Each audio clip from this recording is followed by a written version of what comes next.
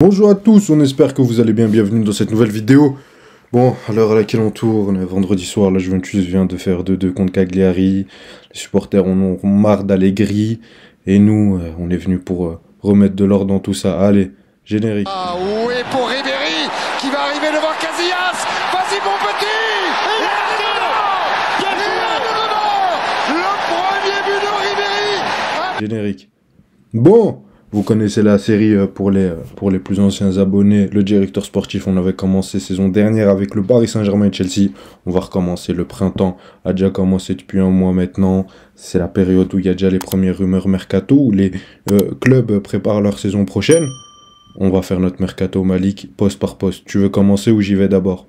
D'abord, information selon le Corriere dello Sport, un budget de 60 millions a été donné à la Juventus.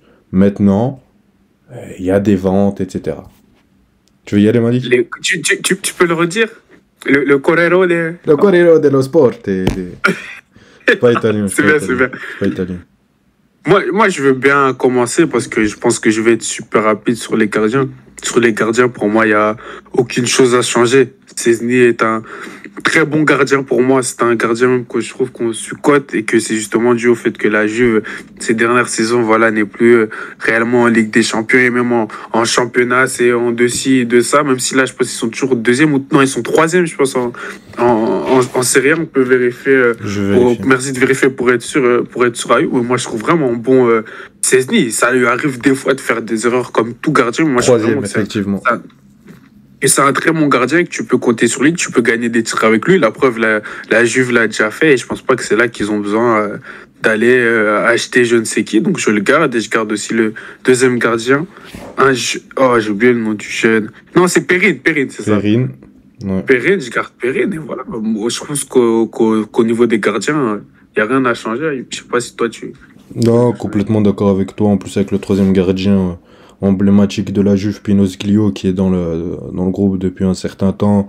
Moi, j'avais vu la série sur Amazon, il parlait de la Juve, et on voyait que le mec, il avait une importance dans le vestiaire. Donc, pourquoi changer maintenant, surtout? Ça n'aurait aucun sens. Bon, pas d'argent dépensé, ça fait plaisir. On passe à la défense. Moi, la défense, je pense que... On a parlé d'un changement d'entraîneur. Je pense qu'on va passer sûrement à un Thiago Motta, un 2RB, donc pour avoir un schéma sûr pour l'un de ses entraîneurs, même si je pense plus que ce sera Thiago Motta. On va mettre une défense à 4 et je pense que cette Juve a besoin de redescendre dans une défense à 4 parce que même la défense à 3, est-ce qu'elle est pertinente dans cette série A-là? Est-ce qu'ils arrivent à toujours bien l'adapter comme au gros temps de la Juve où tu avais les meilleurs défenseurs centraux du monde ou en tout cas...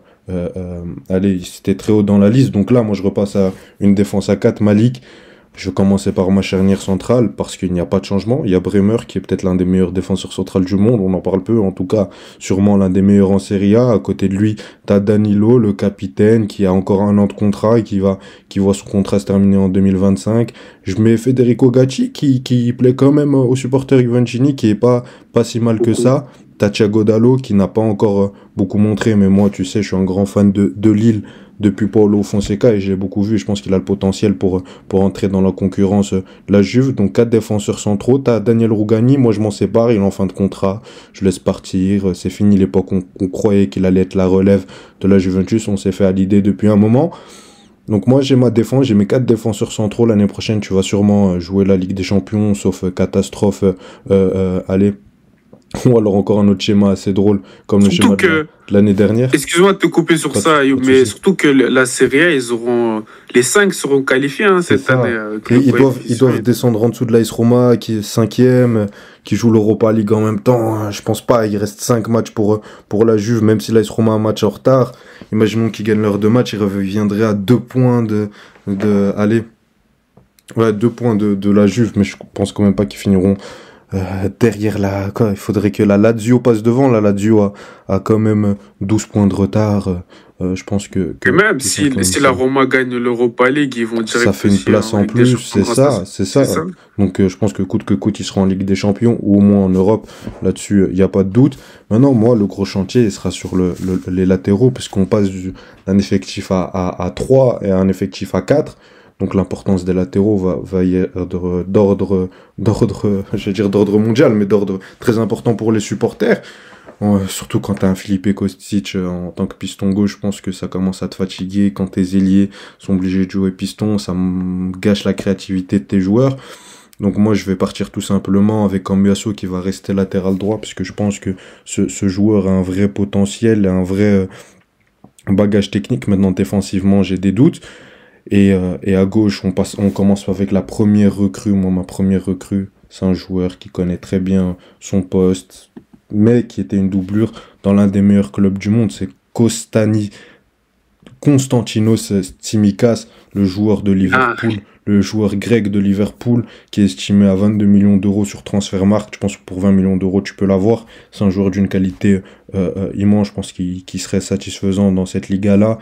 Il coûte une vingtaine de millions. Il a fait ses marques dans des gros matchs en PL, en Europa League, parfois en Ligue des Champions.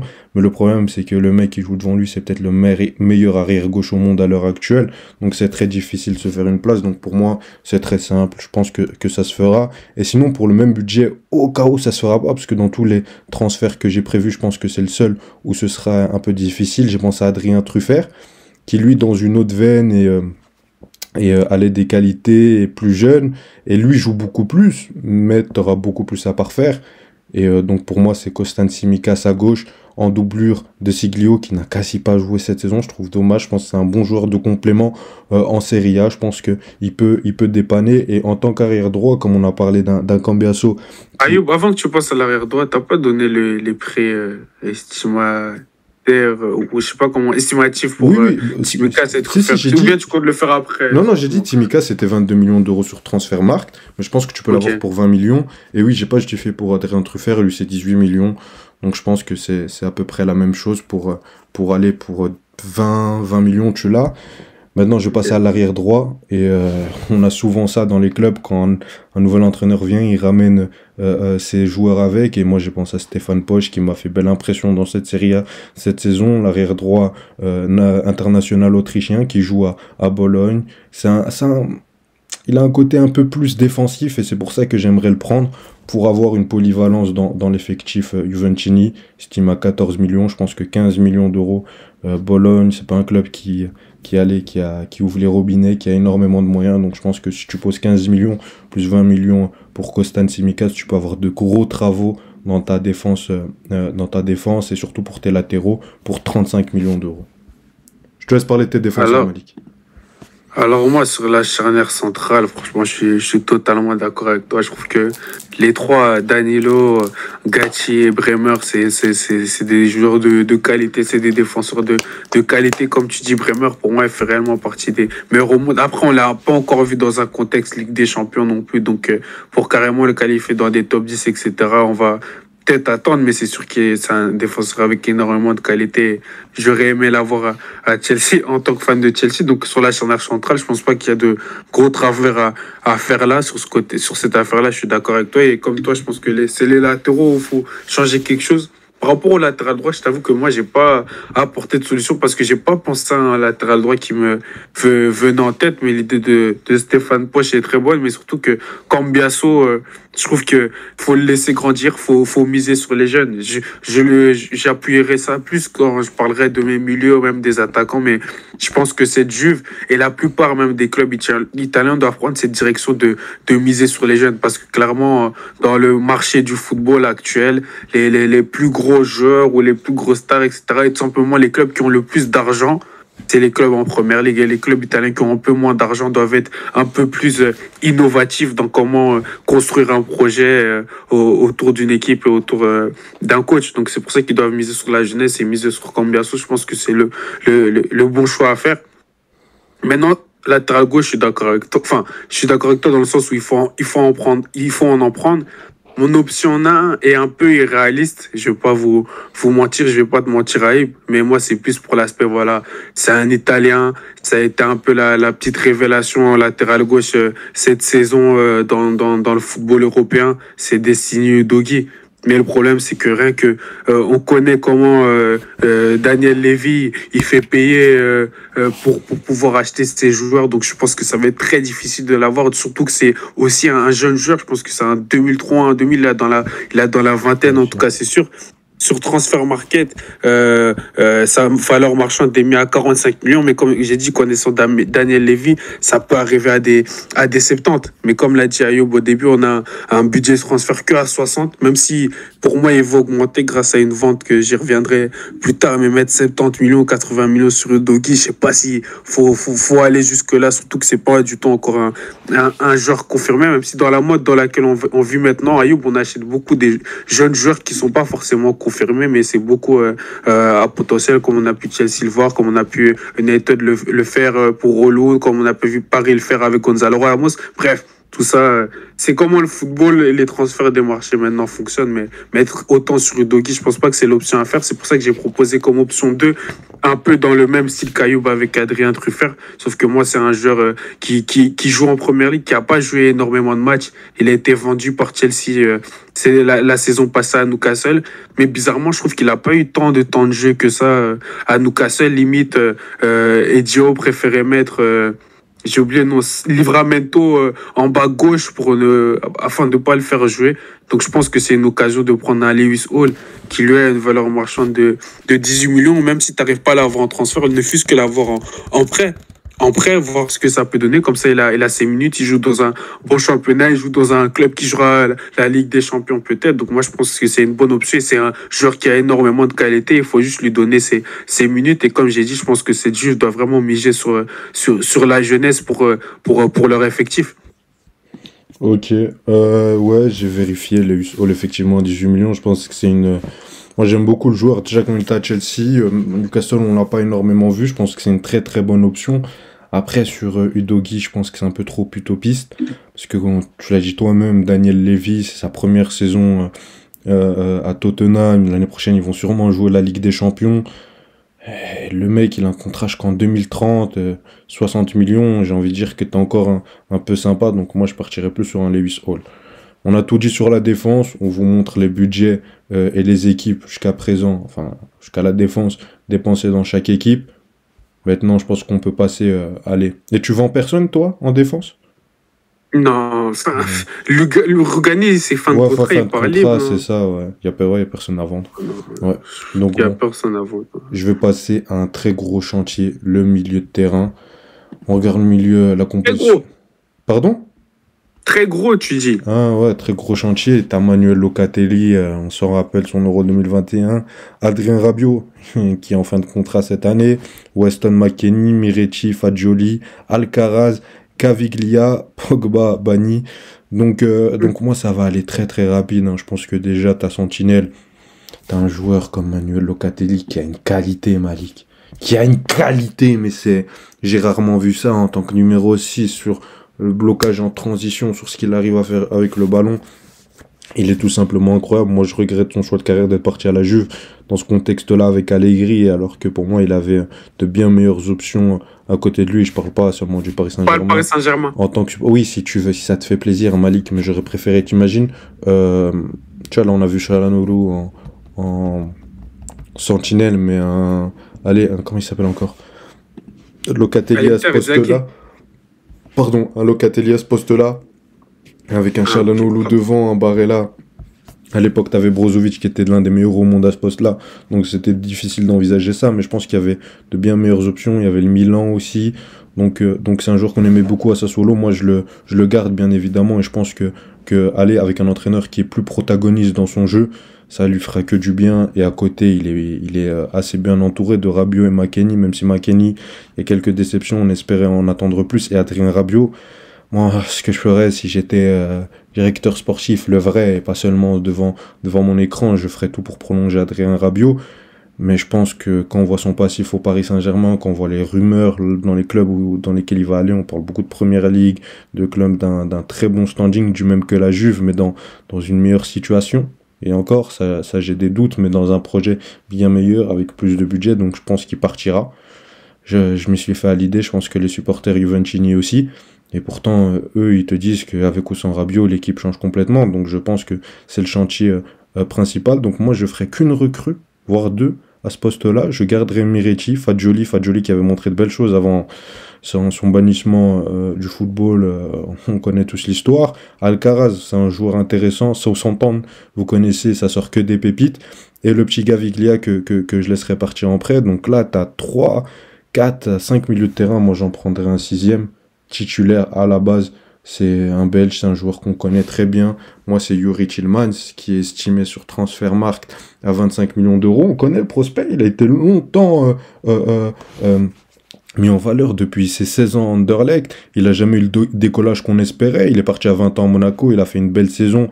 Ensuite, il est parti à Leicester, ça a très bien marché au début, et puis ça a très vite stagné. Et là, il a Aston Villa, là où ça va beaucoup mieux. Il fait une belle saison sous les ordres d'Unai Emery. Et moi, je pense que si tu lui donnais une opportunité de jouer dans un grand club, il refuserait pas, parce que c'est son rêve, c'est ce qu'il a, c'est à quoi il est promis depuis qu'il est tout jeune. Donc moi, je le prendrais. Il a une valeur de 25 millions. Un transfert autour des 30 millions me choquerait pas. Je pense que c'est une aubaine pour la Juventus d'avoir un joueur de cette qualité-là à ce prix-là, parce que quand on voit combien estimer un Rabiot qui a 2 ans de plus, qui vient de faire ses 29 ans, il estime à 40 millions, avoir un joueur de la qualité à peu près similaire comme Youri Tillmans, pour moi c'est un cadeau. Et à côté, si jamais vraiment t'as un départ des joueurs comme Miretti, etc., j'ai pensé au petit joueur de Chelsea, Leslie Oguchukwu, qui malheureusement n'a pas eu beaucoup de temps de jeu. Il a eu 10 matchs, mais encore quand tu regardes, il n'a eu que 10% de minutes jouées, c'est très très peu. Pourtant, il nous a montré de très belles choses à Rennes. Il est encore très jeune, il n'a que 20 ans, c'est un 2004. Donc je pense qu'il faut quand même s'en rendre compte. Un prêt, moi, je prendrais plutôt un prêt pour le relancer et donner du temps de jeu lui donner du temps de jeu à Chelsea, à la Juventus. Surtout que Chelsea a beaucoup de joueurs à ce poste-là. Donc moi, milieu de terrain, je vous montre l'effectif. 30 millions supplémentaires dépensés en tout. Et aussi, on n'a pas parlé du cas Pogba, mais on en a fait même une vidéo. À un moment, est-ce que c'est un flop? On le mettra en description. Et t'as pas eu la star que t'attendais depuis un moment. Donc pour moi, il faut recruter à ce poste-là. Alors sur Tielemans, c'est intéressant ce que tu proposes. Mais t'as pas peur, comme justement il vient d'arriver à Aston Villa, que ça fait qu'une saison qu'il soit là, que Aston Villa peut faire un peu les durs pour le laisser partir à sa valeur marchande, et qu'ils ne demanderont pas quand même plus. Pas abuser, mais qu'ils demanderont plus. Je pense pas qu'ils demanderont plus, parce que déjà tu auras une envie du joueur de partir, puisqu'il est destiné à ça, à jouer dans un grand club. Tillmans, qu'il voudra saisir l'opportunité, avoir une. Mais si Aston Villa joue la Ligue des Champions, par exemple, comme ils sont. Je pense que la Juventus, dans son esprit, reste un grand club. C'est un peu à l'instar de N'Golo Kanté quand il était à Leicester, qui disait non, moi je veux signer dans un grand club, je vais à Chelsea. Tu vois, et pourtant Chelsea la saison d'après, ils jouaient pas l'Europe du tout. Ils avaient fini 10e la saison d'avant. Tu vois, tu comprends. Donc moi je pense que c'est plus ça qui tourne dans la tête d'un Youri Tillmans. À voir. Parce que vous aussi pensez qu'il quitte le meilleur championnat du monde. C'est vrai, mais je pense quand même que son envie de jouer dans un grand club prévaut au-dessus de tout. Et je pense qu'il fera un très bel Euro. Donc faudrait boucler les négociations juste avant. Et pour moi, en termes de doublure, si jamais Tillmans ça marche pas, j'ai oublié de le dire, je pense à Carlos Soler. C'est très drôle, mais c'est un rôle rien à voir. Mais dans cette veine des milieux de terrain un peu créatifs, je pense que si tu le prends en prêt avec option d'achat, ça peut le relancer. Carlos Soler, on a énormément critiqué au Paris Saint-Germain, mais je reste persuadé que ça reste un bon joueur de contexte, et que si tu mets un Thiago Motta qui produit du beau football, tu peux voir des belles choses de la part de Carlos Soler, alors que là, au Paris Saint-Germain, il joue juste les bouches-trous et le remplaçant de Hakimi. Donc voilà. Ouais, à voir. Intéressant en tout cas. Parce que, si j'insiste sur Youri Tillmans, parce qu'un milieu de terrain de sa qualité qui pourrait être amène de signer dans ton club, à ce prix-là, j'en ai pas d'autres. Désolé, il y a eu un grésillement. Ouais, il y a un petit grésillement, mais t'inquiète, j'ai entendu la partie que t'as dit. Et donc moi, sur le milieu de terrain de la Juve, je rejoins aussi énormément Ayoub. Luca Télé, si on lui ramène un coach comme Mota ou De Zerbi, ou peu importe, s'il y a un nouveau coach qui sort, qui a une bonne vision du foot, qui a un bon plan de jeu et qui arrive à faire fonctionner Locatelli, je pense que tous les fans de football seront contents. Donc tu es obligé d'avoir ton Locatelli titulaire en 6, sentinelle. À droite, moi, je vois vraiment Fadjoli. Je pense vraiment que Fadjoli, il a cette qualité en tant que 8. Pour être pas le nouveau Barella, pour abuser des termes, etc. Mais je pense qu'il a une qualité énorme, ce joueur. Et c'est vraiment dommage. Enfin, c'est dommage. Il a été puni, donc voilà. Mais C'est vraiment dommage qu'il n'a pas pu s'y jouer cette saison à cause de cette suspension, mais je crois qu'en revenant, il aura cette fin et justement dans un meilleur contexte qu'avec Allegri, il sera encore meilleur parce que rien que les minutes, les matchs qu'il a pu jouer quand il jouait avec Allegri, c'était vraiment pas mauvais. Moi, je le trouve beaucoup, je le trouve plus fort, qu'il a plus de potentiel pour être un meilleur joueur qu'un Miretti. Donc moi, je miserais vraiment pour que Fagioli devienne titulaire au cours de la saison prochaine pour la Juve le 8. Et à côté, c'est aussi un milieu d'expérience que je veux comme Ayoub a proposé, sauf que moi, c'est un peu plus âgé. C'est quelqu'un qui a déjà connu le championnat de la Serie A en jouant à l'Inter. Bon, certains fans de l'Inter diront peut-être que c'est une trahison, mais en Italie, franchement, combien de joueurs ont fait les trois clubs, Inter, Milan et la Juventus. Donc moi, je verrais bien un monsieur Matteo Kovacic qui s'amène à Turin dans le nord de l'Italie. C'est un joueur expérimenté. Il a une Ligue des Champions. La qualité de Kovacic, j'ai pas besoin de la décrire. C'était clairement l'un de mes joueurs préférés à Chelsea. Même avant à Chelsea, quand il jouait à l'Inter, quand il était reparti au Real, même quand il était sur le banc, je trouve que c'est un joueur qui a une qualité énorme. Quand il est dans un gros match, Kovacic, il peut réellement être considéré des fois comme le meilleur joueur sur le terrain. C'est à quel point j'ai de l'estime pour ce joueur et à quel point je trouve qu'il ferait du bien à ce milieu de la Juve. Parce que comme Ayoub, moi, je vais pas être plus long. Rabiot, pour moi, il y a pas moyen de le garder. Au-delà du fait que peut-être qu'il veut partir ou quoi que ce soit, mais juste le salaire qu'il va demander, on peut s'en passer, t'inquiète. Un Kovacic, il peut jouer aussi bien que tu as joué Adrien Rabiot, même si faut respecter ce que tu as fait à la Juve et faire l'équipe type l'année passée en Serie A, c'était pas rien. Et comme on le dit, pas dans le meilleur contexte du tout. Mais je pense qu'un Kovacic ferait beaucoup de bien à la Juve et je pense pas que City voudrait forcément, même si ça fait qu'un an qu'il est arrivé. Quand je vois que sur des matchs, par exemple, comme Luton ou Guardiola se lance je dis mal son nom, Pedro Nunes. Mateus Nunes. Mateus Nunes, pardon, je suis un fou, j'oublie toujours son prénom. Donc, je vois que Guardiola veut l'insérer, veut de faire de lui son autre milieu. Et voilà, j'ai pas senti un Kovacic qui a joué forcément beaucoup titulaire cette saison à City. Il en a des matchs, je pense qu'il a au moins 15-20 matchs titulaires. Ou peut-être je me trompe totalement dans mes termes. Mais je veux dire, c'est pas Gundogan, quoi. Tu vois, il avait pas le rôle de Gundogan, l'importance d'un Gundogan. Après, c'était que sur une saison, c'est normal. Mais je pense que voilà, si il y a une bonne offre qui est mise sur la table de la Juve, qui sera pas à plus de 30-35 millions, vu que c'est un joueur expérimenté, c'est un joueur âgé, c'est pas un jeune joueur Kovacic, sera possible de l'avoir dans cette tranche-là. Donc moi, je pense que la Juve devrait miser sur lui. Et en option 2, c'est un autre joueur qui a pas la même qualité, qui a pas forcément le même style de joueur, mais qui est un joueur super utile quand tu l'as dans ton milieu. C'est un Goretzka qui depuis même la saison passée t'entends que le Bayern est prêt à pouvoir s'en séparer. Même si là, il a fait un bon match contre Arsenal, vous allez me dire, mais depuis la saison passée, le Bayern est prêt à se séparer d'un Goretzka. Et comme c'est un joueur aussi qui commence à prendre de l'âge, qui est expérimenté, tu peux l'avoir pas trop cher. Sa valeur marchande, lui aussi, sur Transfermax, à 30 millions, même si je pense que tu peux l'avoir dans les 40-45 millions. Et peut-être j'abuse même des prix, mais je pense pas que le Bayern aussi broncherait énormément si une offre était mise sur la table de Goretzka. Quoique, ça se trouve, son contrat finit cette saison. Ou peut-être j'ai pas bien vérifié ça. Il en 2026. Excusez-moi.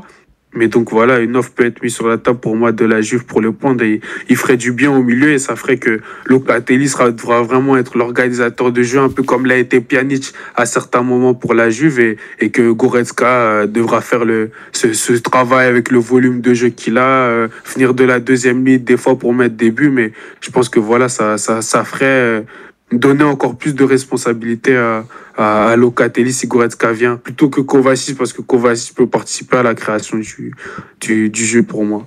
Donc voilà. Du coup, j'avais oublié de dire, mais voilà, pour moi, McKennie, je suis désolé, j'ai pas été convaincu. Je dis pas que c'est un mauvais joueur, qu'il est nul ou quoi que ce soit, mais je trouve que on peut se passer de lui. Je trouve que je préfère miser sur notre jeunesse du pays, nos jeunes de la formation. Et donc, McKennie, je suis prêt. C'est comme si t'étais italien. Comme si quoi? Comme si t'étais italien. Mais tu sais, en plus, j'allais dire notre jeunesse italienne. C'est pour ça que j'ai dit la jeunesse de notre formation. T'es un ouf. Mais ceux qu'on a formés, tu vois, il y a un historique quand c'était joueur de la formation qui joue longtemps dans ton club. Bref, on va pas rentrer dans les sentiments, mais c'est ce qu'on aime aussi un peu dans le foot. Donc pour moi, McKennie, on peut clairement s'en séparer. C'est un bon joueur, on lui souhaite tout le meilleur, mais on peut s'en séparer. Je sais pas pour combien, j'ai pas regardé sa valeur marchande d'ailleurs, mais je pense McKennie, il coûte 25 millions, je pense, pour pareil. C'est pas mal. Mais encore une fois, pour argumenter sur Tillmans.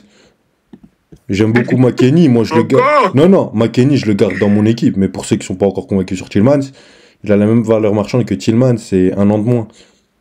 Si avec ça, je vous ai pas convaincu, les gars, honnêtement, on va falloir y aller. C'est Tillmans, il faudra convaincre. On dirait que je fais un placement de produit. Si tu me le permets, Malik, je vais aller à l'attaque, à part si tu veux y aller.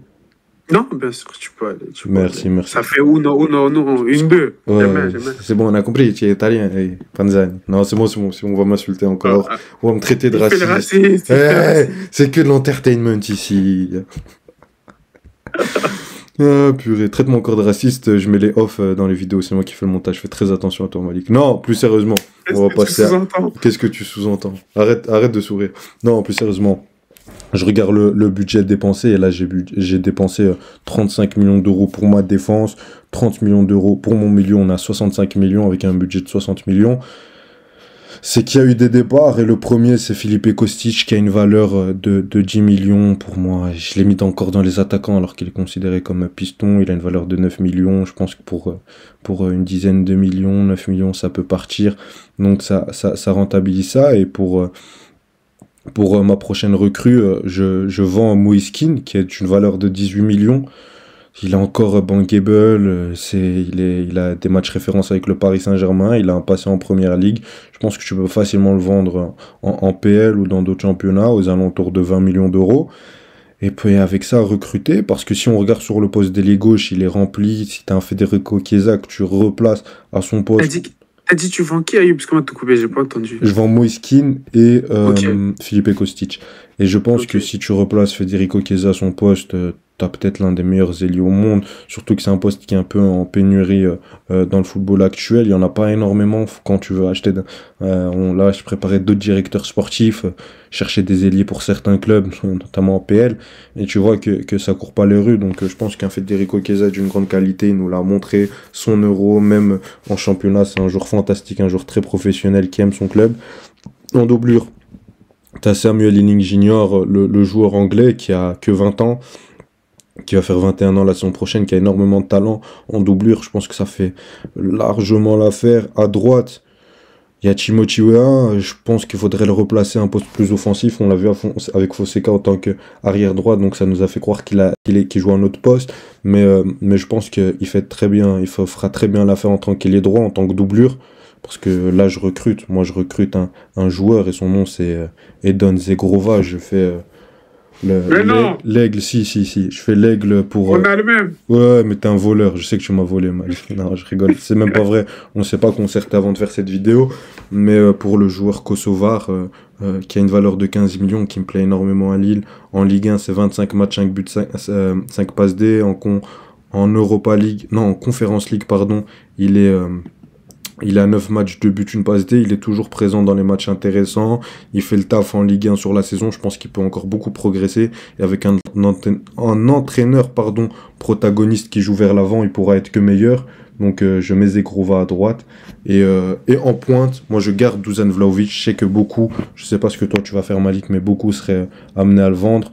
Derrière, t'as la pépiture qu'on connaît, Kenan Yildiz. Et moi, je garde quand même Milik pour le nombre, on sait jamais. Si sur certains matchs, tu veux passer à une attaque à 2. Donc voilà, vous avez mon équipe complète.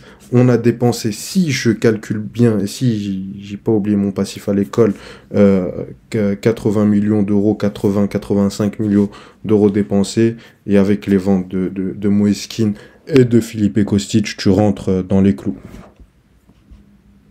Alors, Ayoub, moi, comme je l'ai dit, ma première vente, c'était j'ai oublié son prénom, mais c'était McKennie, avec une valeur de 25 millions, même si je sais pas si tu arriveras vraiment à le vendre à 20. Quoique, il a joué quand même beaucoup de matchs cette saison, donc je pense que c'est possible. Mais moi, ma deuxième vente, en fait, ça allait aider dans ce que j'allais faire pour mon attaque. Parce que moi, de base, je me voyais vendre Dusan Vlahovic. J'étais assez déçu de son rendement depuis qu'on l'a acheté, depuis quoi, 1 an et demi, 2 ans et demi, depuis quoi, la fin de saison 2021-2022. Mais bizarrement, les derniers matchs, il est en train de me dire tais-toi, garçon, regarde-moi. Et il est en train de allez, de me dire gros, je reste, tu veux que j'aille où? Donc je me dis, ce serait peut-être un gâchis de le vendre, surtout que j'avais comme objectif de le vendre pour pouvoir prendre un Zirkzee. De prendre un Zirkzee et miser avec les jeunes, comme j'ai dit, les Yildiz, Wea, et pouvoir prendre même un Zegrova. C'est pour ça que j'ai dit à Ayoub, ça me choque qu'il ait aussi dit Zegrova, parce qu'on a pensé au même ailier droit. Mais en fait, je me dis qu'avec la vente de Moiskin, que j'avais même pas pensé, qu'Ayoub vient de dire, j'ai même plus le besoin de vendre Dusan Vlahovic, parce que si je vends Moiskin et Philippe Kostic, ça fait 25 millions. Donc, plus Weston McKennie, ça fait 25 millions, ça fait quoi? 50 millions à peu près, c'est peut-être 45 millions. Et si j'achète que Truffert allez, Kovacic ou Goretzka, ben c'est assez. Et ça veut dire qu'à mon attaque, j'ai plus besoin d'acheter personne. Donc pour moi, je pense que je vais plus aller vers ce côté-là, et je dois donner du crédit à Ayoub qui vient de me donner cette superbe idée. Mais c'était pour vous dire avec, comme je disais, je dois donner du crédit à Ayoub par rapport à ça, parce que, et c'est ça aussi le but, qu'on fasse ces directeurs sportifs ensemble, parce que pour ceux qui ont vu les directeurs sportifs de PSG et Chelsea, PSG c'était plus Ayoub et qui faisait le petit rigolo, et pour Chelsea c'était moi qui le faisais, et Ayoub faisait le petit rigolo, et là c'est plus une collaboration. Donc je pense que sur l'attaque je changerai pas grand chose, juste à ajouter Zegrova, même si ça, c'est pas comme si on s'est appelé avec Ayoub, ouais, toi aussi tu vois Zegrova dans la c'est vraiment sur le moment, je suis choqué que le si il voit qu'ils prennent Zegrova. Et franchement, rien que sa saison à Lille, cette saison, c'est simplement incroyable. C'est encore un jeune joueur, enfin, c'est un 2000 quand même déjà, mais il a quoi, 23, 24 ans? Non, c'est un 99, il a 25 ans. 25 ans, c'est un 2000, 99, tu joues sur les temps. Mais au-delà de ça, Malik, au-delà, pardon, de son âge, parce que je t'ai coupé, mais pour moi, le truc qui me choque le plus, c'est 15 millions d'euros. Ouais, c'est un 99 et il a 25 ans. 31 mars 99. C'est, tu vois, à l'instar, on va dire le jeu force, mais Tillmans, c'est, pour moi, non, mais je te jure, non, mais parce que Malik, mais parce que, ouais, c'est que je ne peux pas parler de Tillmans, mais si on a fait 2 directeurs sportifs, non, t'inquiète. On en parle en off pour pas spoiler les gens, et s'ils veulent voir les prochains, il faut s'abonner, liker et activer la cloche. Mais commentez aussi, donnez vos avis. C'est ça, et dites-nous quelle équipe vous mettrez, qui vous prenez pas, qui vous laissez partir, etc. Surtout les supporters de la Juve, et même en général les supporters du football. Mais Zegrova, un joueur de cette qualité-là, tu sais, pour d'autres clubs, chercher des ailiers, mais c'est un casse-tête. Je fais tous les championnats, je regarde limite dans le championnat autrichien, et un joueur de cette qualité-là, 15 millions d'euros dans un club, parce que pour toi, c'est quoi les objectifs de la Juventus? Parce que je pense qu'on a donné nos 2 équipes. Maintenant, c'est quoi les objectifs de la Juventus la saison prochaine? Pour la saison prochaine, c'est bataille pour le Scudetto. Je sais pas si tu peux viser le titre directement, mais c'est ça. Vu que t'es la Juve, t'es obligé de penser comme ça. Moi, je les vois pas se dire, ouais, en Europe, on doit revenir à notre stature de jouer des finales, des demi-finales. Je pense que c'est surtout en Italie qu'ils doivent essayer de retrouver la domination qu'ils ont eue pendant un très, très long moment. Et comme j'ai dit, c'est avec les jeunes qui doivent miser. Parce qu'en Italie, l'Inter, ils ont misé pas sur les jeunes, justement, sur des vieux joueurs, des joueurs âgés, expérimentés, qui coûtaient pas trop cher, comme des Mkhitaryan, comme des Çalhanoğlu, etc. Même des Arnautovic qui ont réussi à des moments, ils ont réussi à le reprendre en étant beaucoup moins cher. Alexis Sanchez, ils ont réussi à le reprendre beaucoup moins cher de l'OM. Et la Juve, vraiment, comme notre mercato l'a fait. Ils doivent miser sur la jeunesse, et quand tu mises sur la jeunesse, c'est long terme, Ayoub. Et surtout que cette saison, ils font top 4 sans Europe. Pour moi, la saison prochaine, c'est d'être dans la course au Scudetto, si t'es dans une range de points normale, comme les années où Milan le prend, l'Inter la dernière fois qu'il le prend, mais si t'es comme sur les 2 dernières saisons avec une équipe qui décolle, comme le fait l'Inter et comme le fait la Juve, pour moi ça va être très difficile, tu vois, comme le fait l'Inter et comme l'ont fait le Naples.